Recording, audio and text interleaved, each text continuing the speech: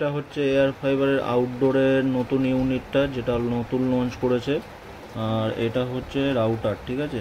এটা হচ্ছে এয়ার ফাইবারের আগের যে মডেলটা ছিল ওটা চেঞ্জ করে দিয়েছে, এখন মডেলটা চেঞ্জ হয়ে গেছে। তা পুরোটাই আমি আনবক্সিং করছি, দেখতে থাকো।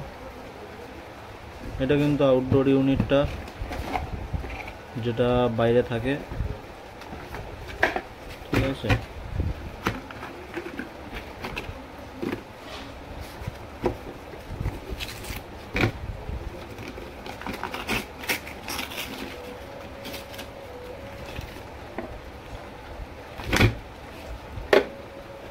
এটা হচ্ছে আউটডোর ইউনিট। আগে যেমন সিমের সোলার ছিল, এখন সব কিছুই নেই, চেঞ্জ করে দিয়েছে। আগে দুটো কেবিল কানেক্ট হতো, এখন কিন্তু একটাই কানেক্ট হয়। একটা পোর্ট এক্সট্রা দিয়ে রেখেছে, যাতে আর একটা যদি কখনো খারাপ হয়ে যায় অল্টারনেটিভ আর একটা পোর্ট দেওয়া আছে এখানে। এটাতে কিন্তু কোনো সিম আলাদা করে ঢোকাতে হয় না। আর বক্সের মধ্যে আছে আপনাদের গ্রিলে লাগানোর জন্য যে ক্লামগুলো থাকে ওগুলোই। আর এটা হচ্ছে রাউটার।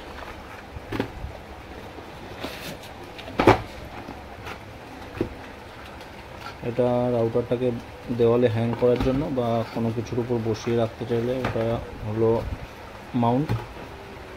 আর মধ্যে আছে অ্যাডাপ্টার। আর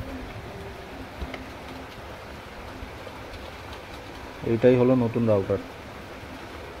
দুটো ল্যান্ড পোর্ট দেওয়া আছে, আর একটা যেটা বাইরে থেকে কানেক্ট হবে ওডিসিপি থেকে, যেটা রাউটারে আসবে। এই নিচেরটা ওএন লেখা আছে, যেটা WAN। এইটা হলো বাইরের যে তারটা আসবে, ওটা এখানে কানেক্ট হবে।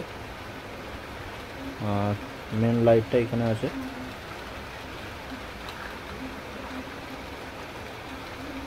এটা এরকমভাবে বসবে।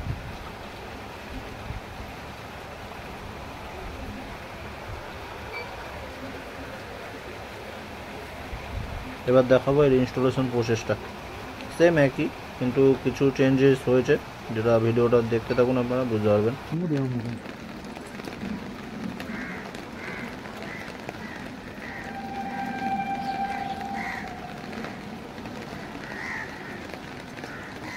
কাস্টমার বাড়িতে বৃষ্টির মধ্যে আমরা কাজ করছি, আর পাশেই রেল স্টেশন।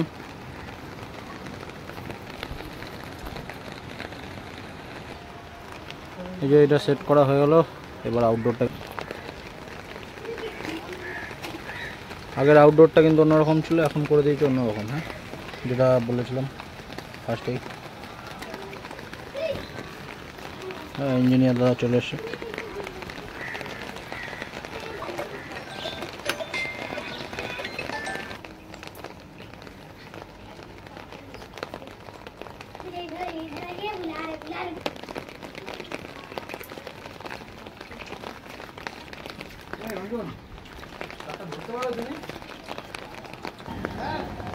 ঠিক আছে।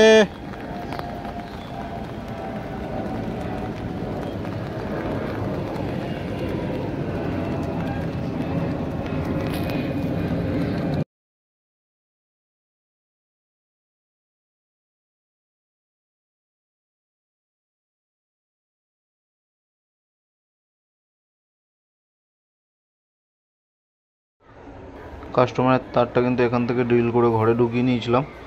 আর আগে কিন্তু কাস্টমারের দুটো তার লাগতো, দুটো ক্যাট6-এর তার কাস্টমারের ঘরে ইউজ করতে হতো। আর ইলেকট্রিক পাওয়ারও দুটো লাগতো, এখন কিন্তু একটা তারেই হয়ে যায়। এটাই এয়ারটেল খুব ভালো জিনিস করেছে। আর আগে যেমন সিমের প্রবলেম ছিল, এটাতে কোনো সিমের কোনো প্রবলেম নেই। এয়ারটেল এই জিনিসটা খুব দারুণ করেছে।